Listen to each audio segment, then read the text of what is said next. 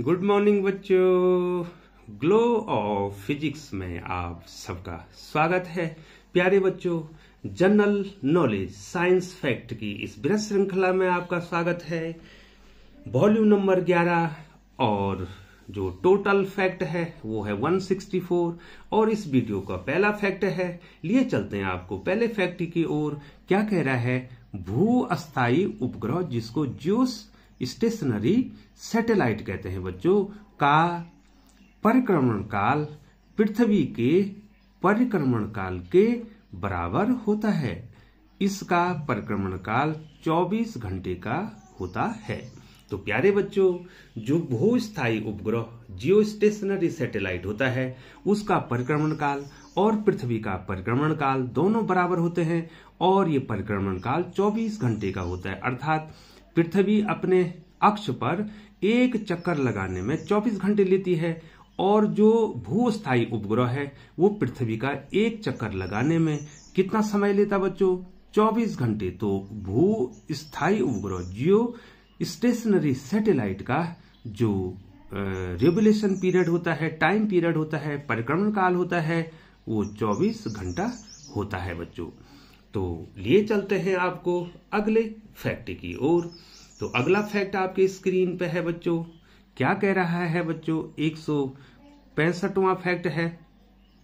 भूस्थायी उपग्रह जियो stationery satellite पृथ्वी तल से लगभग 36,000 किलोमीटर की ऊंचाई पर पृथ्वी का चक्कर लगाता है बच्चों।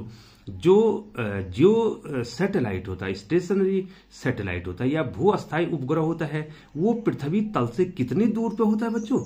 36,000 इकाई दाई सिकड़ा हजार 36,000 किलोमीटर की ऊंचाई पर क्या करता है? चक्कर लगाता है बच्चों। तो आपको ये याद रखना है बच्चों। तो लिए चलते हैं बच्चों आपको अगले फैक्ट की ओर। 166 ये फैक्ट है। क्या कह रहा है बच्चों? पृथ्वी के लिए पलायन वेग का मान 11.2 किलोमीटर प्रति सेकंड होता है। बहुत इंपॉर्टेंट है। और पलायन वेग किसे कहते हैं बच्चों? आपने किसी पिंड को पृथ्वी तल से ऊपर फेंकना है और इसको 11.2 किलोमीटर प्रति सेकंड का न्यूनतम वेग देना है, तो वो पिंड पृथ्वी तल से ऊपर चला जाएगा और फिर पृथ्वी में कभी वापस नहीं आएगा। इसका मतलब वो पृथ्वी के गुरुत्वीय क्षेत्र से, आकर्षण क्षेत्र से कहां चला जाएगा? बाहर चला जाएगा। लेकिन आपको न्यूनतम कितना वेग देना पड़ेगा? 11.2 किलोमीटर प्रति सेकंड, अर्थात एक सेकंड में कम से कम 11.2 किलोमीटर उसको जाना चाहिए बच्चों। तो इसको पलायन वेग कहते हैं और इसका मान 11.2 किलोमीटर प्रति सेकंड होता है बच्चों। लिए चलते हैं आपको अगले फैक्ट की ओर। 167 फैक्ट की ओर। उपग्रहों के लिए कक्षीय वेग का जो मान होता है ये O फॉर ऑर्बिटल। तो कक्षीय वेग का मान होता है √GRE। G गुरुत्वीय त्वरण है, RE पृथ्वी की त्रिज्या है। और पलायन वेग का जो मान होता है वो होता है VE स्टैंड फॉर एस्केप। जो पलायन वेग का मान होता है वो होता है √2GRE। G गुरुत्वीय त्वरण है, RE पृथ्वी की त्रिज्या है बच्चों। ठीक है, ये इन दोनों के क्या होते हैं? फॉर्मूले होते हैं बच्चों। और 168वां फैक्ट आपके स्क्रीन पे है। क्या कह रहा है? पलायन वेग तथा कक्षीय वेग, या हम कह सकते हैं पलायन वेग कक्षीय वेग का वर्गमूल 2 गुना होता है। जो पलायन वेग होता है वो कक्षीय वेग का √2 गुना होता है। अर्थात पलायन वेग जो है कक्षीय वेग से क्या होता है? ज्यादा होता है। और ये रिलेशन होता है बच्चों, जो पलायन वेग है VE बराबर √2 V0, अर्थात V0 का कितना गुना बच्चों? वर्गमूल 2 गुना, लगभग 41% जो है ज्यादा होता है। कौन होता है बच्चों? पलायन वेग। और पलायन वेग का मान 11.2 किलोमीटर प्रति सेकंड होता है और कक्षीय वेग का मान जो है मैंने आपको बता दिया था लगभग 8 किलोमीटर प्रति सेकंड होता है बच्चों। तो लिए चलते हैं आपको अगले फैक्ट की और 169वां जो है फैक्ट आपके स्क्रीन पे आ गया है बच्चों। दाब का SI मात्रक न्यूटन पर मीटर स्क्वायर होता है, जिसे पास्कल भी कहते हैं। तो एक न्यूटन पर मीटर स्क्वायर को ही हम क्या कहते हैं, 1 पास्कल कहते हैं बच्चों।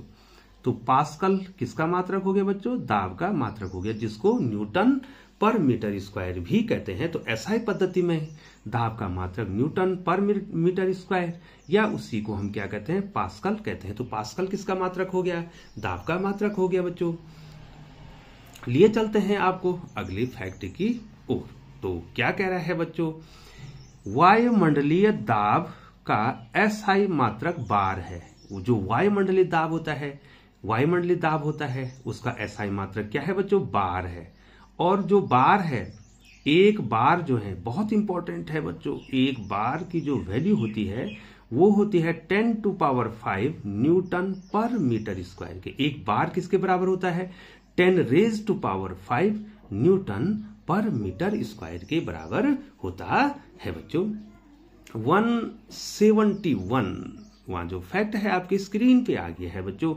क्या कह रहा है बच्चों, वायुमंडलीय दाब 10⁵ न्यूटन पर मीटर स्क्वायर अर्थात एक बार के बराबर होता है। ये तो मैंने यहां पर भी बता दिया था बच्चों।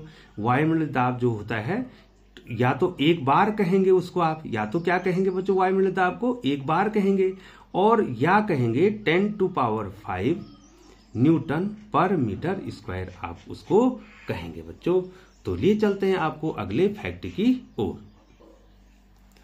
तो प्यारे बच्चों 172वां फैक्ट जो है आपकी स्क्रीन पर आ गया है। क्या कह रहा है, पृथ्वी की सतह से ऊपर जाने पर वायुमंडलीय दाब कम हो जाता है, जिसके कारण पहाड़ों पर खाना बनाने में कठिनाई होती है। अब मैं आपको इसको समझाता हूं बच्चों।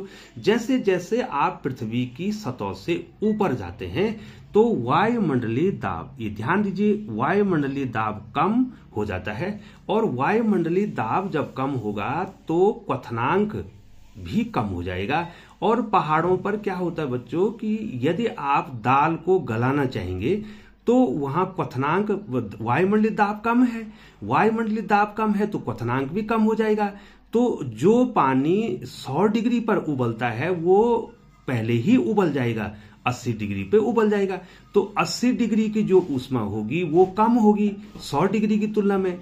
तो वो वो दाल जो है गलेगी नहीं। पानी तो उबल जाएगा बच्चों, लेकिन उस पानी में उसमें उतनी ऊर्जा नहीं होगी, ऊष्मा नहीं होगी। तो पहाड़ों पर क्या होते हैं बच्चों, खाना बनाने में कठिनाई होती है बच्चों, क्योंकि जो पानी का क्वथनांक है वो कम हो जाता है। और कम होने पर क्या होता है, ऊष्मा कम हो जाती है। दाल में जो पानी डाल रखा है वो तो उबल जाएगा, लेकिन वो ऊष्मा कम होने के कारण वो गलेगी नहीं। तो फैक्ट क्या है, पहाड़ों पर या पृथ्वी की सतह से ऊपर जाने पर वायुमंडलीय दाब कम हो जाता है और जिससे क्वथनांक भी कम हो जाता है बच्चों। ये बहुत ही महत्वपूर्ण है। अगला 173वां फैक्ट है, वायुमंडलीय दाब को बैरोमीटर से मापा जाता। बहुत इंपॉर्टेंट है बच्चों। वायुमंडलीय दाब को नापने का उपकरण क्या है, बैरोमीटर है बच्चों। ठीक है बच्चों। तो प्यारे बच्चों, चैनल पर बने रहने के लिए आपका बहुत बहुत धन्यवाद। यदि आपने चैनल को सब्सक्राइब नहीं किया है तो चैनल को सब्सक्राइब कर दें ताकि समय समय पर आपको उपयोगी वीडियो मिल सके। एक बार पुनः आपका बहुत बहुत धन्यवाद।